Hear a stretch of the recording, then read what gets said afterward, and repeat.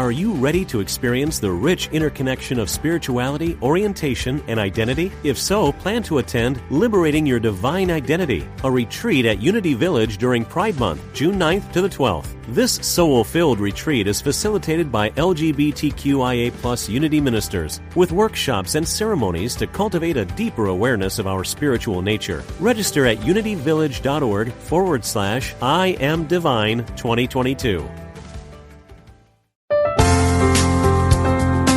Exploring our oneness with Spirit and each other. Unity Online Radio.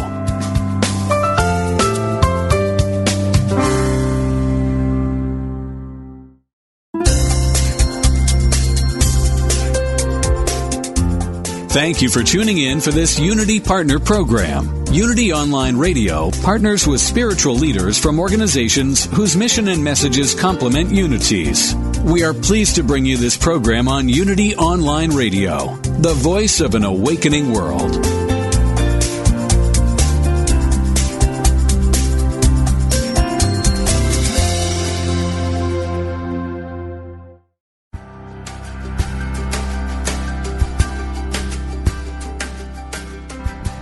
Welcome to Living on Purpose with psychology doctoral candidate Jessie Harriet from Atlanta, Georgia. Are you ready to make a switch? A switch from barely living to living on purpose. During the next hour, you will discover principles to help you live a fully functioning, conscious, and purposeful life. The all is mind, and so are you. Let's live on purpose. Now, here's your host, Jessie Harriet.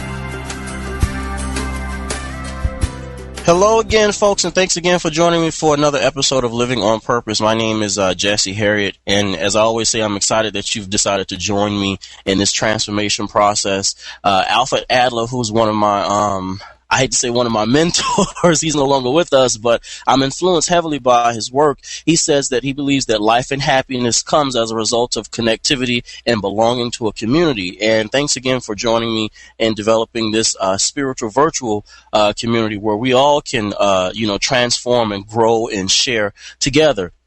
This is a very special episode because all of the work that we've been doing via the show, we've had various teachers on, and we haven't given that much attention to one particular aspect of transformation, which is the musical impact. Music has a serious impact on our transformation, and if you, like myself, have ever been in a place where, you can't find the words to say, or, you're just either going through something, or you just want to get loose and you want to express yourself and share your joy.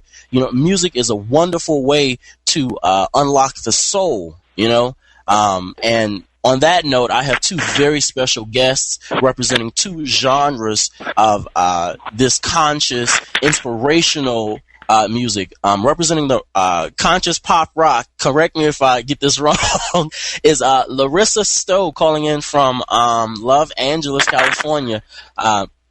And she's a part of the group The Shakti Tribe. And I have Aaron Hill from the inspirational New Thought jazz group Fruition, representing that genre. And both of them are on the line. Guys, are you both there?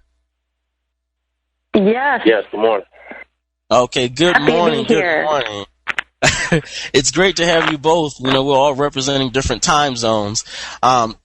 Let's start off with the wonderful thing. First of all, I want to commend you both for sharing your gifts and talents. You guys have been at it for a minute just based off my research, but I want to start off with you, Larisa. Tell us a bit about yourself. I know those that are listening in probably have already been introduced to your work, but just in case they haven't, tell us a bit about yourself. Well, I just feel incredibly blessed. I feel like it's been a very cosmic, synchronistic journey that I've been on with my music. I started off on the path of doing pop rock and singing songs that were really personal, and ended up on a path of singing songs that are definitely more focused on the collective and on healing and on raising the vibration and on consciousness. But it didn't happen just, it didn't happen because I was thinking that's the path I was going to go. It's more that I was led in that direction, and needed to really focus on my own healing and raise my own vibration, and I ended up here because of that. And I feel outrageously just so blessed by it. So blessed. And that's usually how it happens. You know, sometimes you only see that one step in front of you, and then you take it, and then another step kind of appears after you make that first step. So it's interesting that you said how you were led. Now I'm going to switch to Aaron. Panelists, do try to limit your responses to under 3 minutes because I can't see you, so I can't go Larry King on you. Aaron, tell us a bit about yourself, man, and how'd you get started? Well, the name of my company is Thought Fruition Music Incorporated, and the company's been around since 2005, serving the world through inspirational instrumental music. Right now, we have one of the number one companies in the world as it pertains to inspirational instrumental music. We have a number of stores online, and the music has been.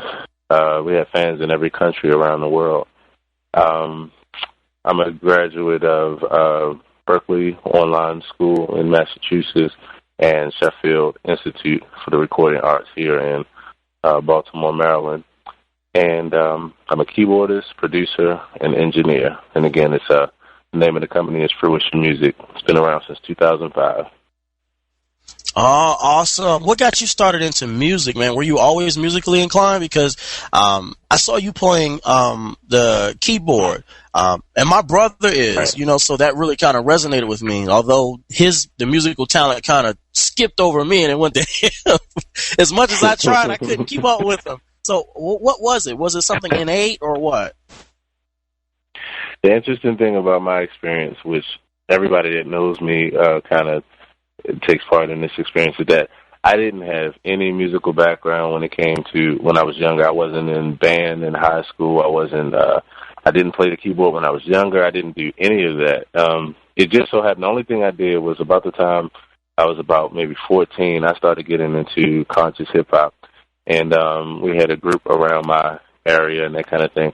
I got into production around 17, and the funny thing about that story is that I got into production because I was in this conscious hip-hop group, and one of the members of the group actually stopped making the music for the group. We kind of got into a relationship. So I stepped up to the plate. I used some money to buy some equipment, and long story short, from there, that's the direction that I went in, and I decided that I wanted to play the piano around the age of 19, between 19 and 20 is when I started. So I'm 30 now. And that's kind of how my story went. Awesome. Now, to jump back into Larisa, tell us a bit about the other group members. Can you call out their names, give them a quick shout-out, and tell us a bit about them? Yeah, absolutely. Well, Kimo Estorez, he plays guitar, acoustic and electric guitar in the band. And Benj Clark plays bass and now also plays a little bit of guitar. Paloma Estevez plays drums and percussion, and Richard Hardy plays saxophone and woodwinds in the band. And we actually have just recently, we have a woman, Bethany Grace, also known as Beth Folsom, who's playing violin with us too. So we are full, man. Yeah, a lot of us. And you know, I was listening to one of your songs the other day. I think it was on What You Gonna Do. You said you were kind of led. Your particular style, like, how do you channel that vibration? Because I feel like I'm in India. I feel like I'm in Egypt when I listen to your stuff. If I were to close my eyes, it's like I leave the room. What helps you as a musician channel your inspiration? You know, it's a feeling, and ever since I was a kid, my dad would play Ravi Shankar, and he actually played sitar when I was a child too. So I had a real affinity for the sounds of the East, and it's like they were home on the inside. So at one point, I needed to bring them into the music. You know, even growing up here in the West, it's so much a part of who I am. I was led to it. It felt like prayer to me. My whole life, it's felt like prayer. and I love that. I just love the feeling of connecting with the divine and connecting with Source and going to that place. So I had to have it in the music, and that's how it came in. So it helps me connect that much more to my own spirit when I hear those sounds.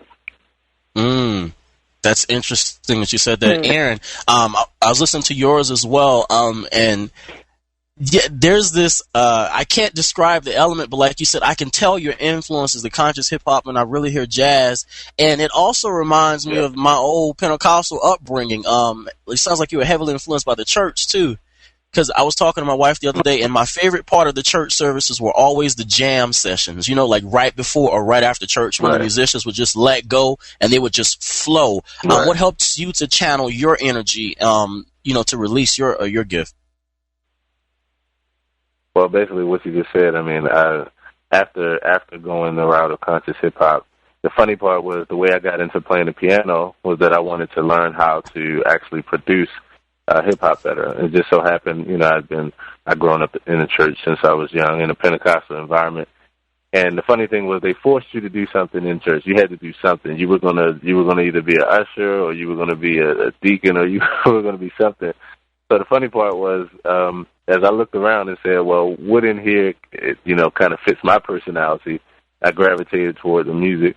And then at that point, all of a sudden, even though I grew up around it, at that point, I wound up having a whole different appreciation for instrumental music as I started to get into the inner workings of it and to figure it out myself. So I started to play the piano just for hip-hop and then wound up playing gospel because I had an appreciation for it. And then from there, like I said, as I started the company and started servicing the gospel industry from the instrumental perspective, from there I got into deeper forms of music like jazz and deeper forms of expression. And then from there, that took me to where I am today as far as expressing ultimately my gift through the form of jazz and inspirational jazz. Awesome. So my next question for you guys, let's start with Larisa. What were some of the challenges that you had to overcome as an artist? Because I know all of us can resonate with this. All of us, feel the gift, feel the talent, regardless of what it is. But there are certain stumbling blocks and certain, fears that we may have to overcome. What were some of the challenges that you had to overcome? Well, for me, a really big one is I actually have stage fright, believe it or not. As much as I love being out there and sharing the gift, pretty much before every show, the day of the show, I would literally end up on a ball on the floor in tears. And I'd have a really hard time motivating myself to pull out of that. And I knew that more than anything, I really wanted to do it, but that I would say my personality had fears about being accepted and, am I going to be able to rise up? And the only way that I got through that is actually by facing that fear and telling myself, you know what, no matter if you lose your voice, no matter if you get sick, no matter what happens, we're getting on stage. So you can be on stage and not have a voice, but you're still going to be on it and you're going to hold that energy. So it was just by actually doing it and focusing again, I would say, on serving and being in that space of prayer that had me really, really helped me to overcome that feeling of stage fright. Kind of crazy to love sharing that gift so much, and all at the same time I had that, that I had to deal with for years. But I've overcome it overall. Good. And I totally feel you because you do, you get that impulse, it's like, okay, I want to do this, and then it's like, okay, the opportunity presents itself, and then it's like, oh boy, Yeah. Totally. Yes. Aaron, you have a go at it. Tell us what were some of the challenges that you had to overcome, not just as an artist, but as, so that all of us can resonate with it. What did you have to overcome in order to share your gift and your talent? Because, like I said, they will arise, especially when you have to have those learning curves and you're doing something new. What did you have to overcome? I guess probably the only thing I had to overcome was really prior to 2002. the music industry was totally different as far as exposure was concerned, as far as how you were able to market, how you were able to have your music out there and exposed to, the audience. So I guess the biggest thing I had to overcome was really that hump. As far as before 2002, I mean, we were searching around for talent shows and just hoping that someone would discover us, and you didn't have the Facebook, you didn't have MySpace, you didn't have, CD Baby and iTunes and that kind of thing. So it was really hard and sometimes really discouraging because you felt like you had this amazing gift, but no way to get it to the people unless someone sought you out and decided to give you an opportunity. Fortunately, by the time 2003 or 4 hit, we started moving into the YouTube age and MySpace age at that time. And at that point, the only thing you had to do was just to sit down and apply yourself as far as learning the skills to take advantage of those resources. And if you were behind the 8 ball, I still remember the day when I didn't know how to send an email, and I said, all right, I'm going to get this email thing. So once I figured that out, then it was just a matter of staying disciplined in order to keep up with the changing times. But the beautiful part about it was if you did keep up, I mean, it led to an overflow of possibilities as far as connecting with the audience. So that probably was my biggest hump, and probably for most people, I know a lot of older musicians who still have trouble with switching over to the new model. Yeah, and Larisa, I love the fact that you said that, so we're all in sync here. How, I don't want to say how are you able to keep up with the new age, because I see your stuff like all over the place and you have like thousands of hits via the internet, but with regards to sharing your gift and your talent, did you have any trouble like making that switch, from, because I know you guys are a group, did you have any trouble making that switch with regards to, adjusting to the quote-unquote new model, or did you kind of just ride the wave? No, I'm a techie, and I just love technology, honestly. So it was really easy for me.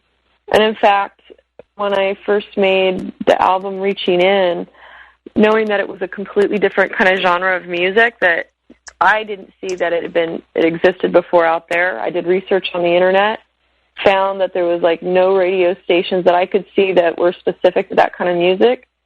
So I actually created a radio station. So on Live 365. So, and at the time, we were the first radio station on the internet playing sacred world music specifically. So to me, it was an opportunity. It's like, wow, this door is wide open. I'm going to take it, and I'm going to help to bring not just my music, but all of sacred world music to the world. So it's actually been exciting to be in this position because there is so many possibilities with it. Are you both bivocational, or do you do this full time? For me, it's full time. I do this full time. You do it full time. Absolutely, what helped you to make the switch? Because even though, it's a topic that you hear a lot about, there's still a lot of people who want to know how to make the switch and how to adjust their life and whatever responsibilities they have. How do you make the switch into doing what you love full time? Because we talked about it on last week with Reverend Ogun Holder, but how were you able to make the switch? Because I know, from your stories, we all can, glean little nuggets, and it'll help us in our own quest to kind of sort of do this full time. We'll start with you, Larisa. Well, for me, it was getting on the path, and then the path starts to call you forth. So it's just taking those steps, like you were saying earlier, and those steps lead to, bigger steps, and finally, running as that path calls us forward. And that's what happened. It's like, years ago, as I said, like I created a radio station. I forgot to say that it's sacredsoundsradio.com. And all the things, all the steps that I was taking started saying, okay, yeah, come this way. And getting more and more opportunities. And it it snowballs itself, I think. Following it just continues to reach out and call you forward more and more and more till that becomes fully your life. It definitely has become fully my life. Big time. And I love it. Awesome. I love it. So very, very grateful. Awesome. And on that note, Aaron, we'll get your response when we come back. We have to take a quick commercial break. And as we lead into the commercial break, we're going to play a sample of Aaron Hill's song. Hold on one second. I forgot the name of the song. I apologize, folks. But we're going to play a sample of Aaron Hill's song. Just stay tuned. We'll be right back and listen to this melody.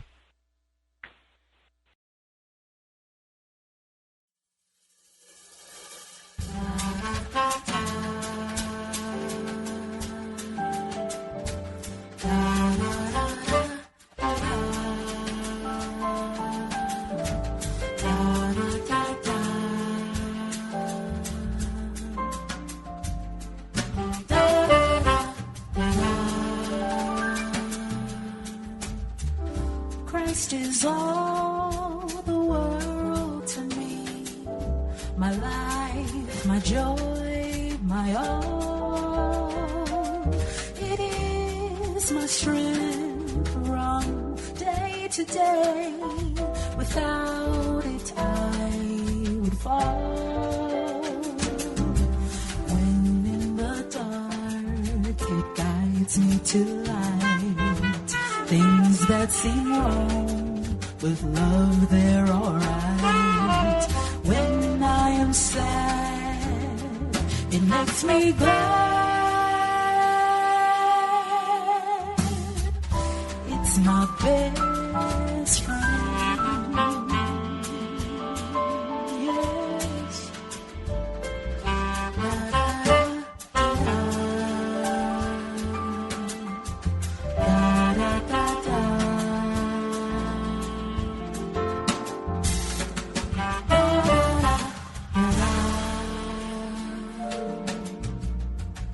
Christ is all the world.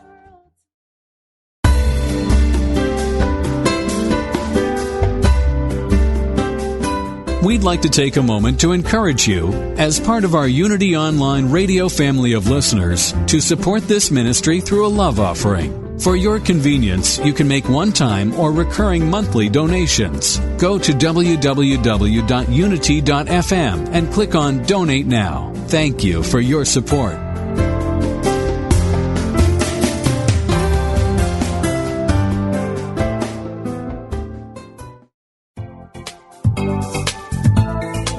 Do you think you know all you want to know about the characters in the Bible? Do you know who could be called the king who loved too much? Or what it means to be a Jezebel? Or that the best love story in the Bible begins with the declared commitment of two women? The Bible's symbolic meaning can help you transform your life and discover the presence and power of God within you. Find out what these characters can teach you about your own life today by tuning into Biblical Power for Your Life. Each week, co-hosts Reverends Karen Tudor and E.J. Niles present a Bible character from a historical, cultural, psychological, and symbolic perspective. Your comments and questions are part of this lively discussion. Tune in every Thursday at noon Pacific, 3 p.m. Eastern, and power up your life, only at Unity Online Radio, the voice of an awakening world.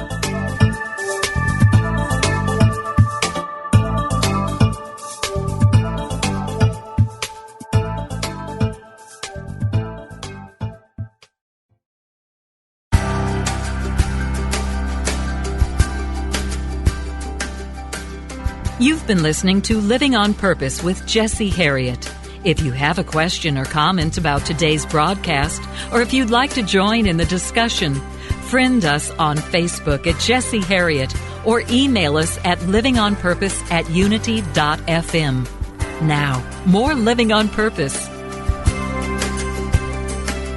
And we're back having a conversation with Larisa Stow from the Shakti Tribe and Aaron Hill from the New Thought Jazz group Fruition. I'm your host, Jesse Harriet. And if you're just tuning in to this show, log on to the website, and you can actually download Stitcher app so that you can, take the show with you on the go as you, go to work and you go about your business throughout the day. Take the show with you and download all the archives and all the episodes from my other colleagues on the network, because this is inspirational information, and it's going to help to transform and shift you so that you can, live life more consciously and fulfill your purpose and live on purpose, in fact. So let's start with Aaron, because before the break we were talking with Larisa. Aaron, what helped you to become, to do this full time in a sense? Because you say you're not bivocational. Because I know that information is going to help others who are trying to, glean from that and, make that shift into doing what they love and be supported full time. Yes. I think then if I could start it off by saying this, what I noticed from experience and working with other people is that the number one problem why people aren't able to reach what they want to do full time as far as what they love is they really leave it out of the realm of possibilities. And that might sound strange, but what I mean by that is most people want to do it, but they don't feel either they're deserving of it or they don't feel they're skilled enough. And so they really don't, their whole demeanor really is more so that they aren't deserving of doing it full time. So what happens is it shows up in all their actions and it shows up in the results that they get. It's kind of funny because Neil Donald Walsh in Conversation with God has a quote that says, "You don't get what you pray for, you get what you choose."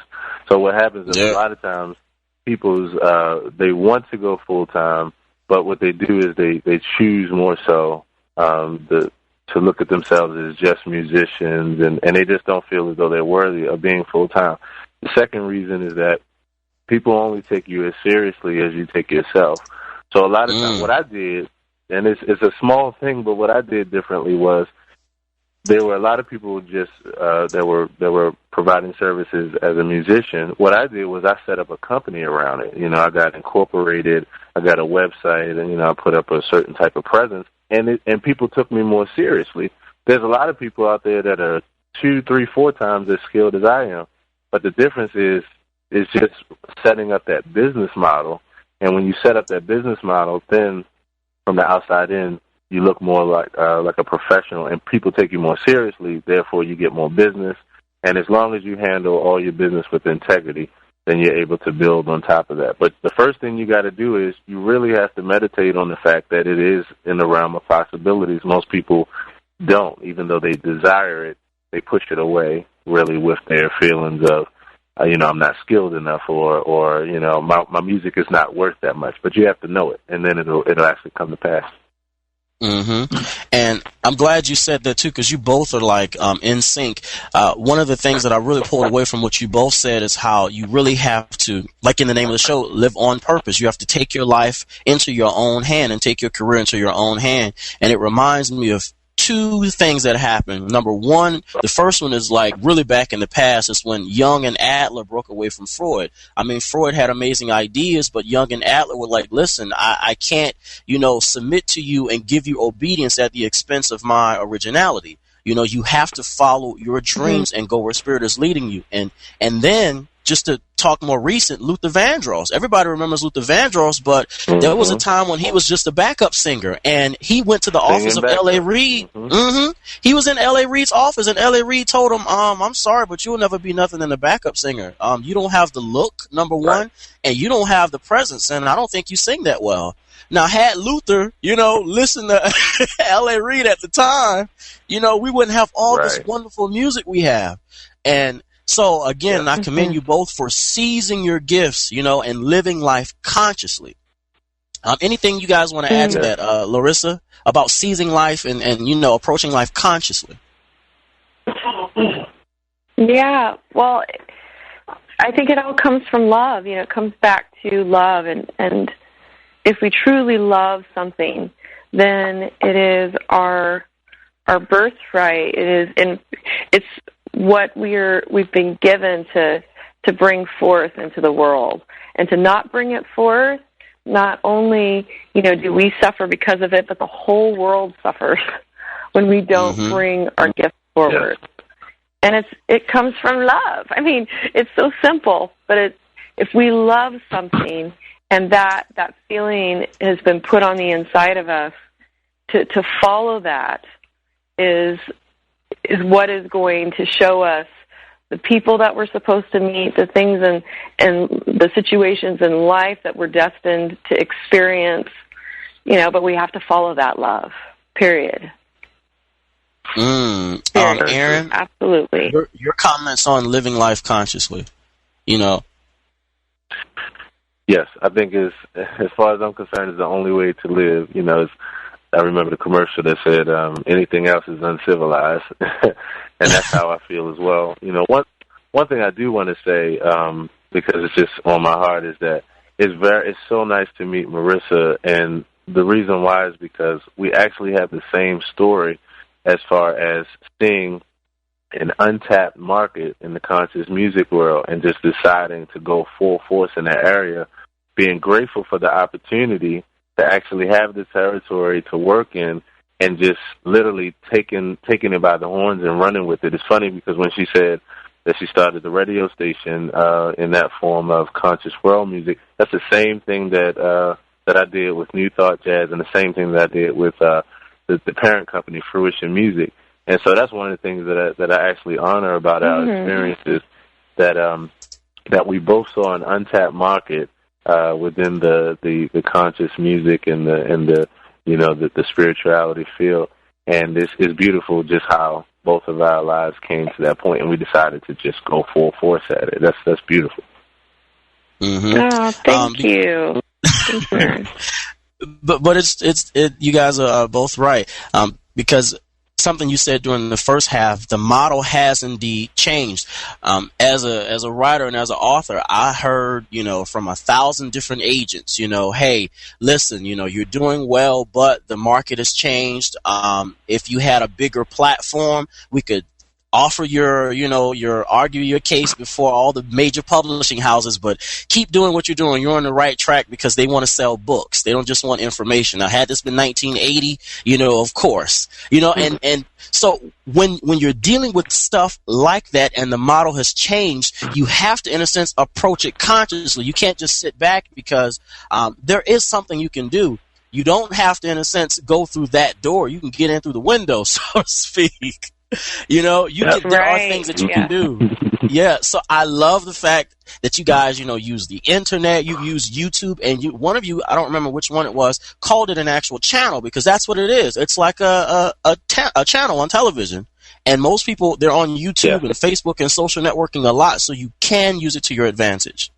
So for the folks that are listening, listen, grab your life by the reins, jump in, wake up.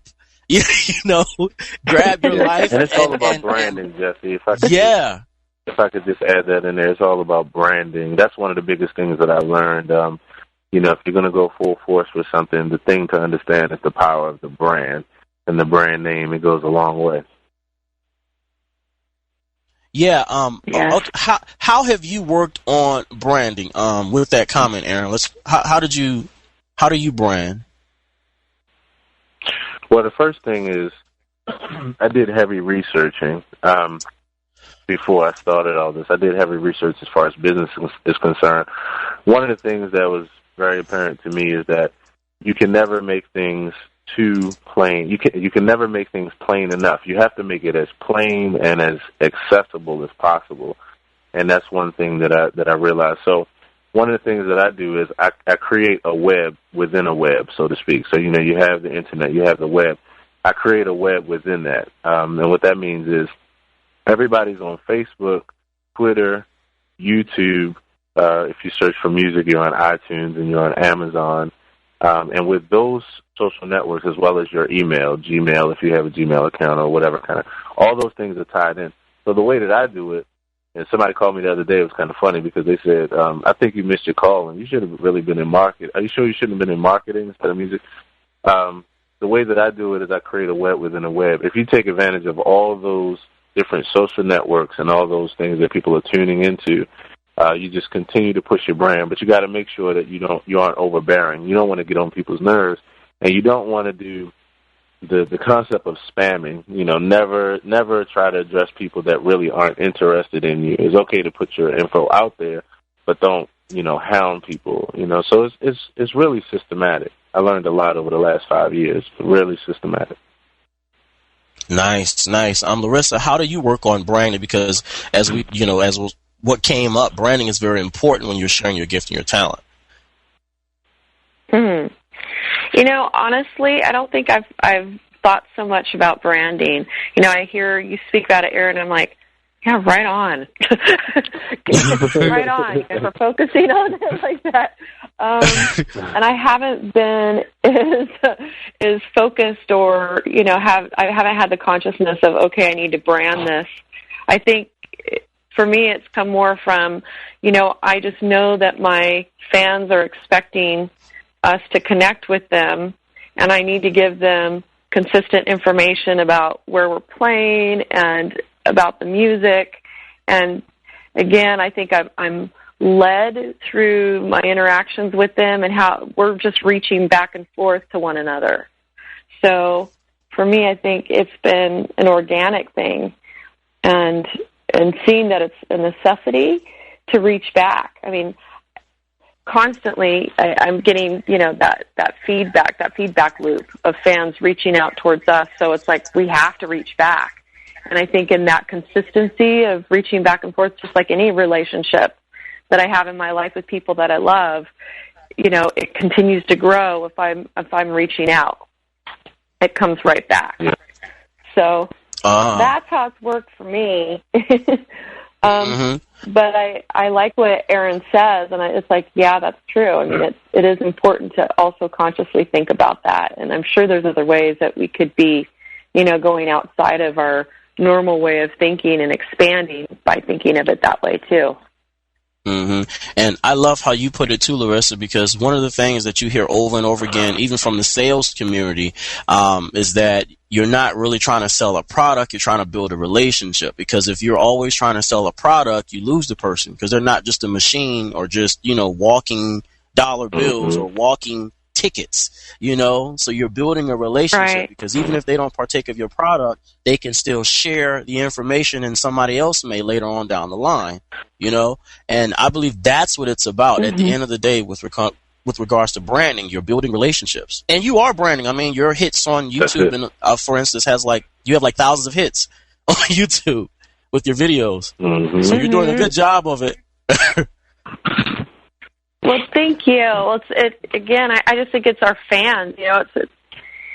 We definitely do this on a regular basis. We're out there on the road. We're, constantly touring, and so we are connecting with real people and having real relationships. I know so many of my fans by name, and the ones that I don't know by name, I know a lot of times by what they look like. And if not that, if I forget that, then I remember their energy when they remind me, like, remember I was at that show? And it's like, oh yeah, I feel them and connect with them on a really personal basis. They're the ones that are really making it happen. Okay. Which I so appreciate it.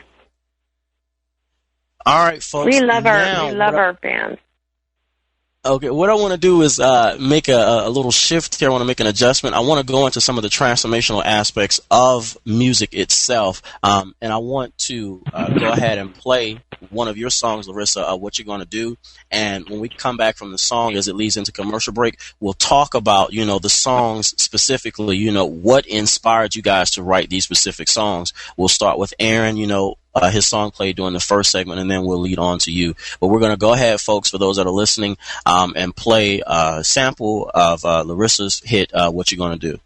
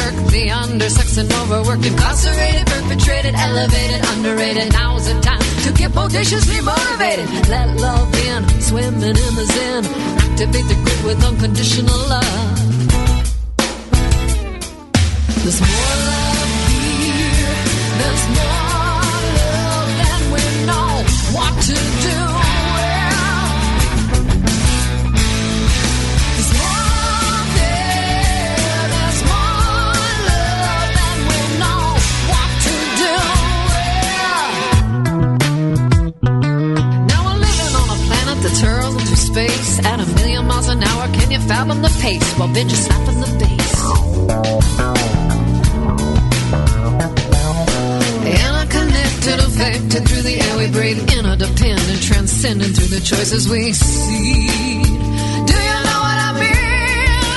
Oh, yeah. There's more love here. There's more love than we know what to do with. There's more there. There's more love than we know what to do with. Just what does that dream mean? Ever wake up from a crazy dream and wonder what it meant? Have you had a recurring dream all your life and you just can't get it to stop? Get all your questions about dreams and dream interpretation answered by the leading expert in the field. Unity Online Radio is home to America's leading dream expert, Dr. Michael Lennox. And on Mondays at 2 p.m. Central, the Dream Doctor is definitely in. Tune in to Dream Interpretation with Dr. Michael Lennox, only on Unity Online Radio, the voice of an awakening world.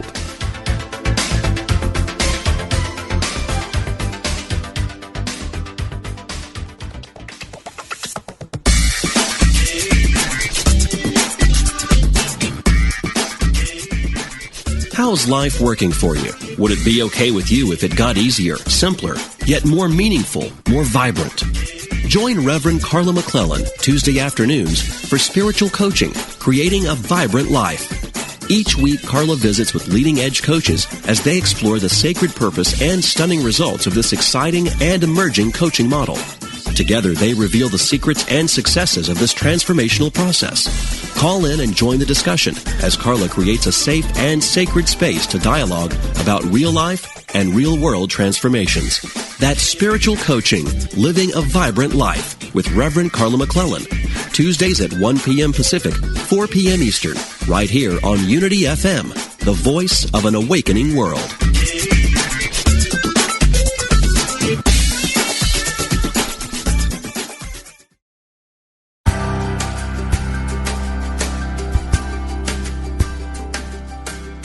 You've been listening to Living on Purpose, where psychology meets spirituality.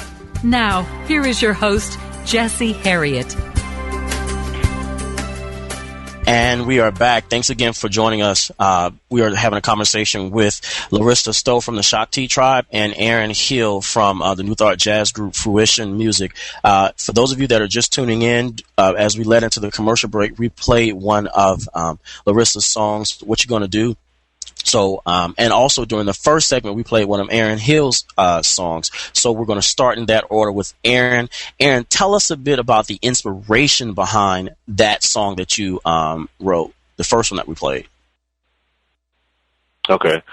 Well, the song is called Christ Is All, And a lot of people, as far as the traditional church, will be familiar with the idea of the song. There's a hymn. It's called "Jesus Is All" from the traditional church. Basically, the inspiration behind this song was the Christ principle, and focus on how it's a part of every last one of us, and it's tied up in your ability to choose with your right mind at any given time. The nice part is when you listen to the lyrics, it just talks about the fact that the choice for love and the choice for thinking in a loving way is really just a choice away, and that's really as far as it is. There's a lyric in the song that says, "When in the dark it guides me to light. Things that seem wrong with love, they're all right." You know, and then there's another line in the song that says, "The Christ is all the world to me. It's only a thought away." You know, so I trust it now, and I'll trust it when illusions makes my sight become dim. So the song is, the inspiration for the song is based around everyone's true identity of love and their ability to choose that love at any given moment in time. It's beautiful. And Larisa, what was your inspiration behind What You Gonna Do? Tell us a bit about that song. You know, that song was like the second song I think that was inspired. The first was actually Rock On Satnam, which you're going to hear a little bit later, by the work that we're doing, our outreach work, peace outreach we're doing in prisons and jails and detention centers, recovery centers.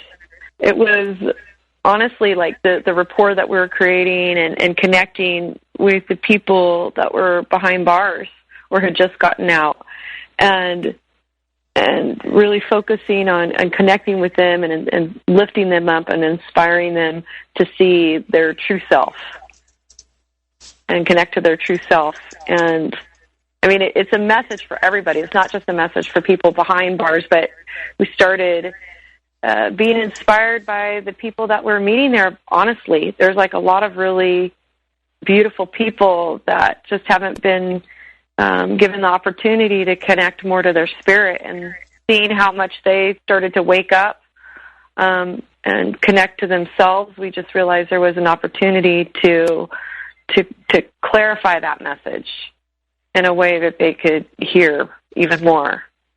So What You Gonna Do came out of that and was inspired by being and working with those people in behind bars.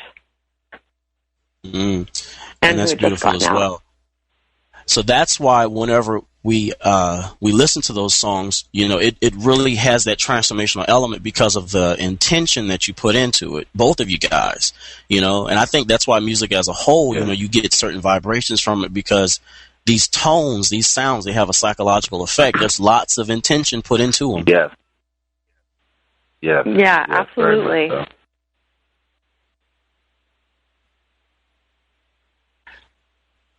Okay. Now, I know it's a bit early, folks, but I want to go ahead and lead into our next song. Larisa Stow's song, Rock On Satnam, is the one you were telling us about. Listen in as we go ahead and lead into that song, and when we come back from that song, we're going to talk a bit about it and talk about the inspirations behind that song. Here's Rock On Satnam.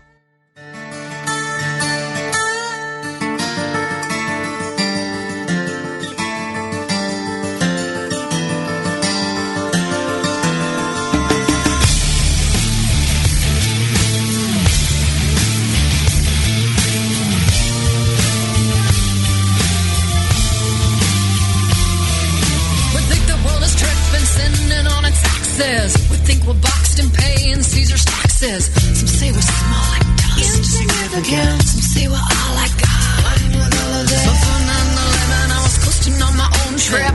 The towers fell, so did my innocence. The war was motivation, catalyzation for my inner vision to see a bigger picture. We're all in this together. Our boat is hitting choppy weather. We built the storm, we trashed the shelter if it goes down.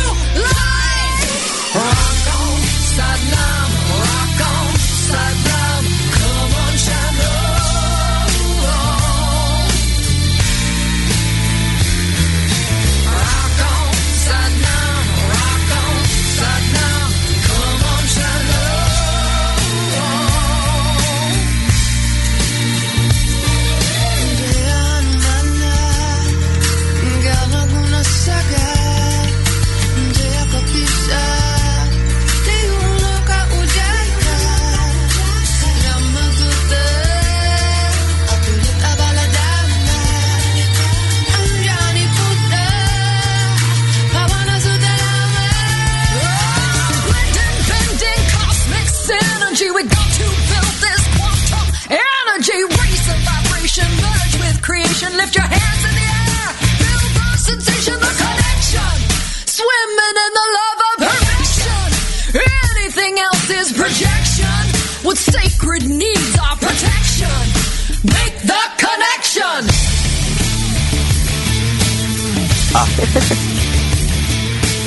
And we're back. You just heard Rock On Satnam. And if that didn't wake you up, folks, I don't know what will. And if you were like me and you've been a part of the spirituality movement for a while, it can be a bit dry. Some of our music is like 1,000 years old, and some of our texts are even older. Right. And sometimes you just need to wake up. We need a revolution in the spirituality movement because there's nothing wrong with the age demographics that are here, but we need to bring more 20-somethings and more teenagers and get them involved, in this movement. Although they are involved in their own way, but to get them steeped even deeper in it, we're going to have to make some changes. And with music like this and with what Aaron's doing and some of the things that you guys are doing, I know we can make that happen.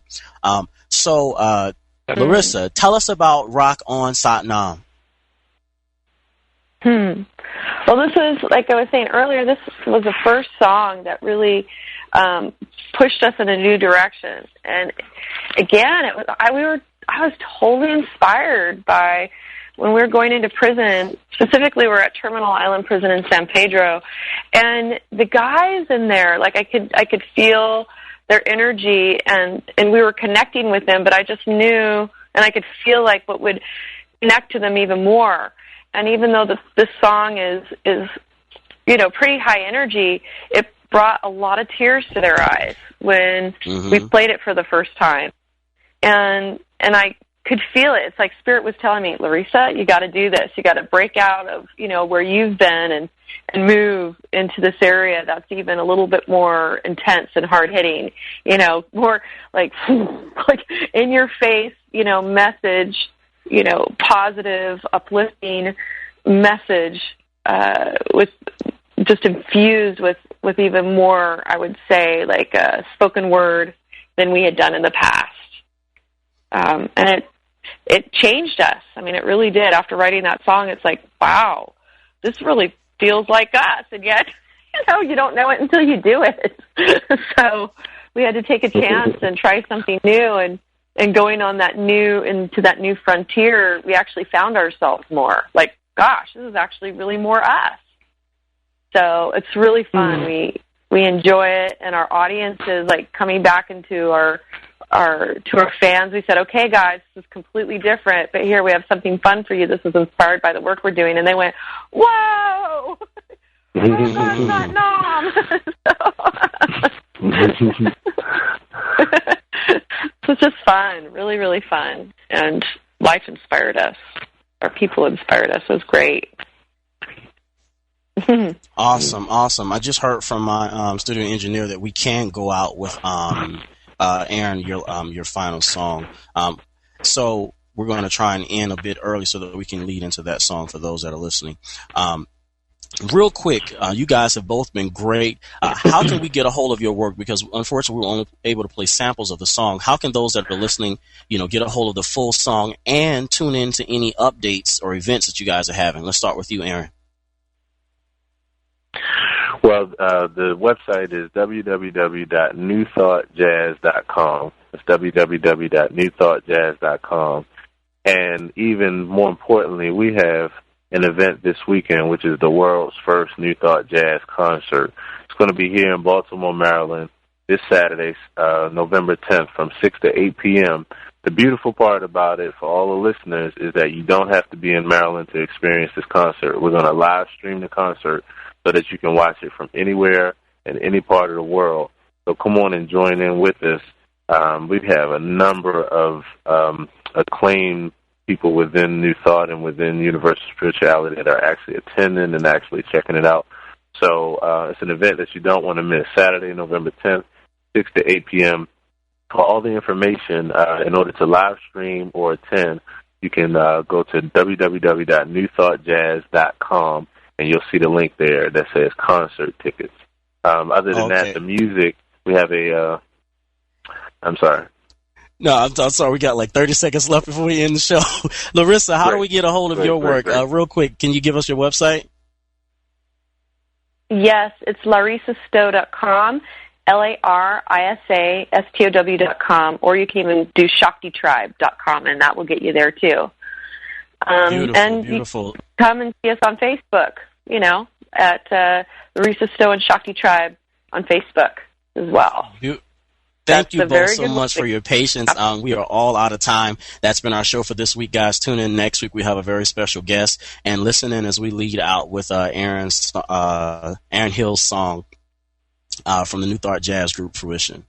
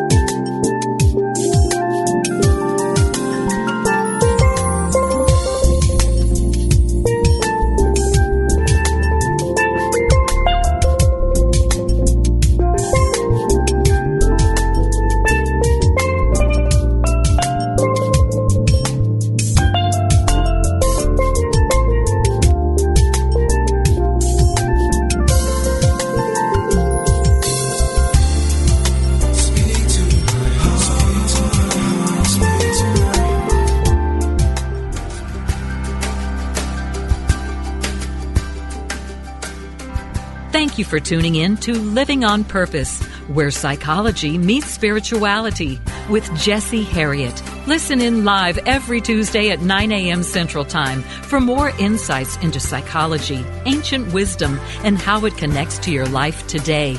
Living on Purpose, only on Unity Online Radio, the voice of an awakening world.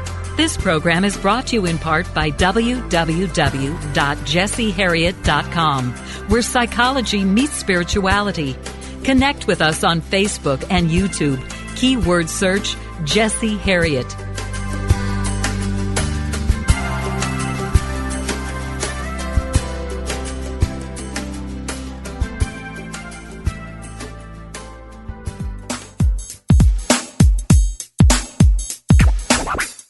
Good parenting doesn't happen by default. It's intentional. It's a decision about who you'll be and what you'll do in your family life. Join your hosts, Reverends Jennifer and Ogun Holder, each week for Unity Family Matters as they guide you on a spiritual journey, creating conscious family life. Experience the light side of parenting, realizing your divine identity while raising your children to know they are the light of God. Gain insights based on Unity principles. Talk with today's prominent experts in spiritual parenting and address your questions and comments from spiritual perspectives. Unity Family Matters. Every Thursday at 11 a.m. Pacific, 2 p.m. Eastern on Unity Online Radio, the voice of an awakening world.